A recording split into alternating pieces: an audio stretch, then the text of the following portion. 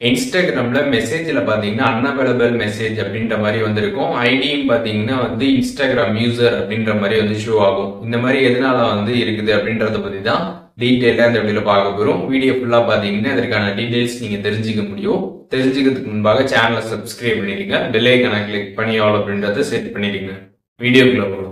இன்ஸ்டாகிராம்ல மெசேஜ் செக்ஷன்ல போயிட்டு ஏதாச்சும் ஒரு மெசேஜ் நீங்க பாக்குறப்ப பாத்தீங்கன்னா இன்ஸ்டாகிராம் யூசர் அப்படின்னு வந்திருக்கும். அது மட்டும் இல்லாம அவங்க சென்ட் பண்ணிட்டு கூடிய அந்த மெசேஜ் எல்லாமே பாத்தீங்கன்னா அன்அவைலபிள் மெசேஜஸ் அப்படின்ற மாதிரி வந்திருக்கும். அது மட்டும் இல்லாம உங்களோட மெசேஜஸ் மட்டும்தான் இருக்கும். நீங்க அவங்களுக்கு மெசேஜும் பண்ண முடியாது. கீழே disabled accounts cannot be contacted அப்படின்ற மாதிரி வந்திருக்கும். இந்த மாதிரி இருக்கிறதுக்கான காரணங்கள் என்ன அப்படின்னு பாத்தீங்கன்னா இன்ஸ்டாகிராம்ல இந்த அக்கௌண்ட் பாத்தீங்கன்னா டெலீட் ஆயிடுக்கும். அதனால பாத்தீங்கன்னா உங்களுக்கு இந்த மாதிரி இருக்கும்.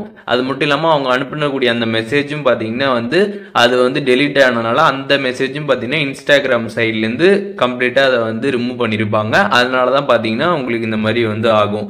இப்போ ஒரு பர்சன் அவங்களோட அக்கௌண்ட்டை டெம்பரவரியா டெலீட் பண்ணாலும் சரி, இல்ல அவங்களே பர்மனண்டா டெலீட் பண்ணியிருந்தாலும் சரி, இல்ல அவங்களோட அக்கௌண்ட்ல ஏதாச்சும் ஒரு கம்யூனிட்டி கைட்லைன்ஸ் இல்ல காப்பிரைட் ப்ராப்ளம்னால இன்ஸ்டாகிராமே அவங்களோட அக்கௌண்ட் டிசபிள் பண்ணியிருந்தாலும் சரி, உங்களுக்கு பாத்தீங்கன்னா இந்த மாதிரி தான் ஷோ ஆகும்.